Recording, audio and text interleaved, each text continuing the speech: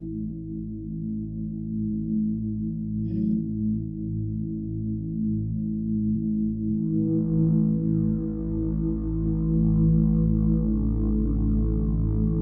on in.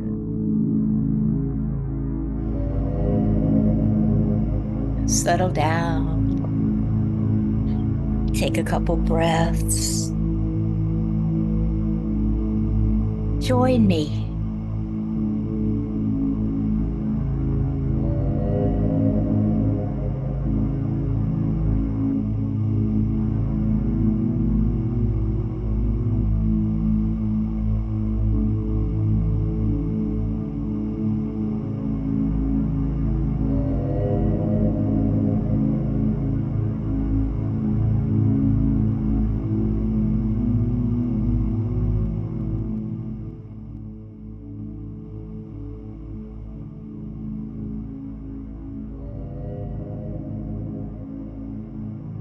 I like.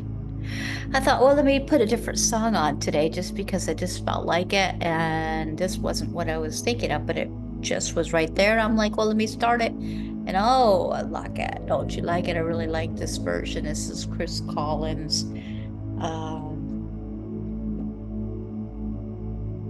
I purchased it. So we're copyright. We're good on the copyright. I purchased it from him to use specifically.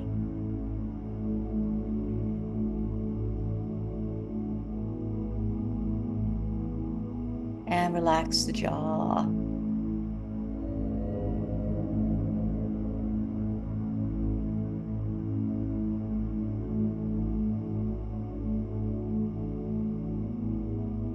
I think I'm remembering who I am, which is so good because I've been really wound pretty darn tight. And a couple of, I don't know, four, five, six, the last four, five, six workshops I've done. Some of them I offer, some of them I take as a student. I loved being a student.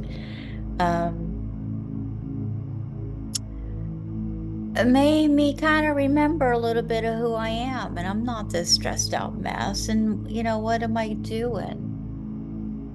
If we're talking about enjoying our lives, right? And this message this year is about being present for our own lives. So just make sure we're not wound so tight and on autopilot so much and trying to get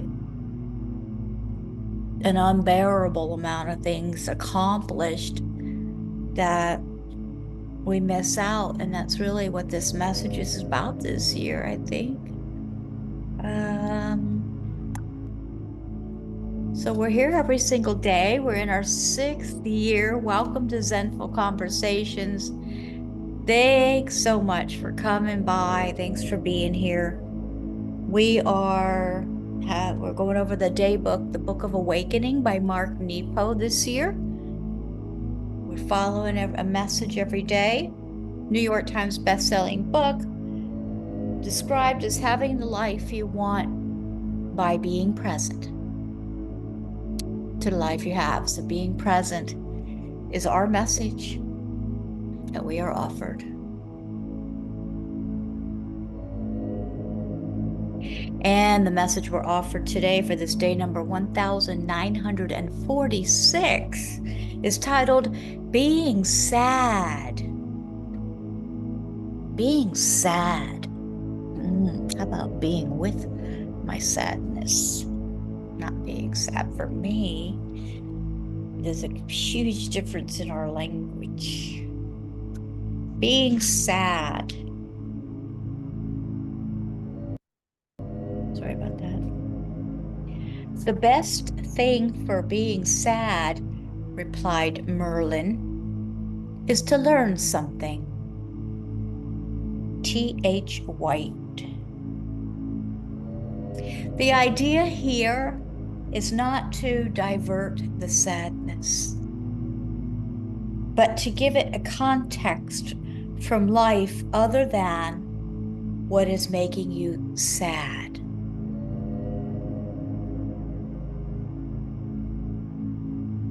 Just as ginger can lose its bitterness when baked in bread, sadness can be leavened by other life.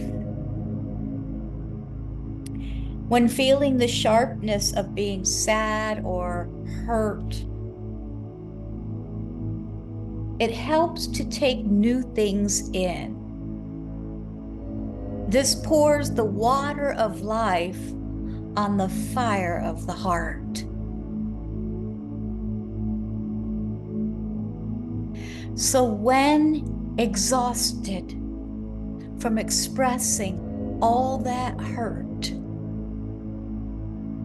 listen to music that you've never heard of, or ask someone to tell you an old story from before your birth, or take a drive down a road near a ridge that you've always meant to look out from.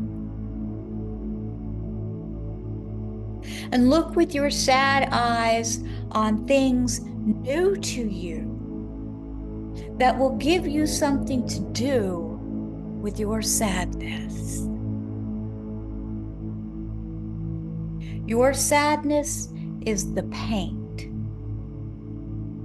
You must find a canvas. Take a breath, feel it. Oh.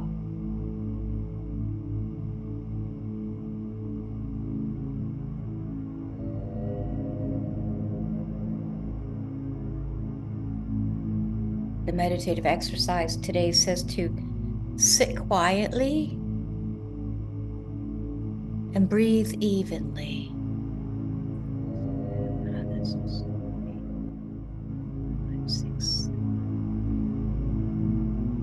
Sit quietly and breathe evenly, and let your sadness rise gently.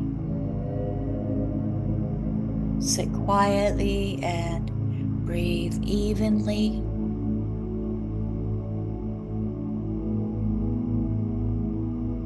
And let your sadness rise gently.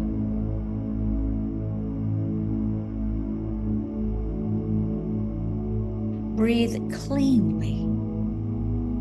And let the things around you that are not sad teach you something.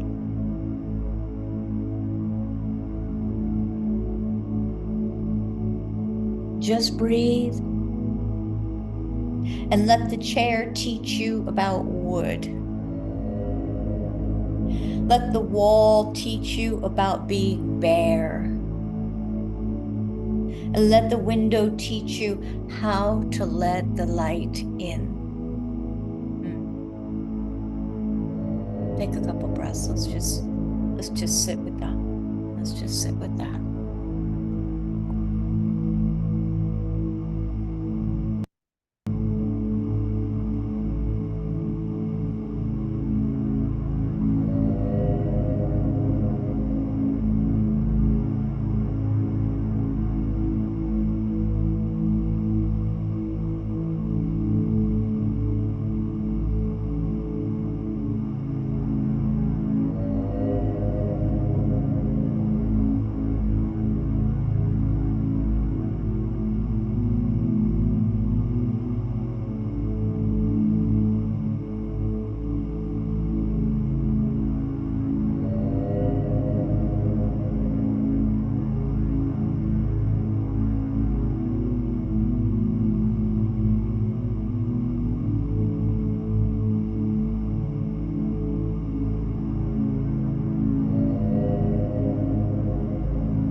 Gratitude for your presence, for being present for this message this year. We'll see you tomorrow. Namaste. Namaste.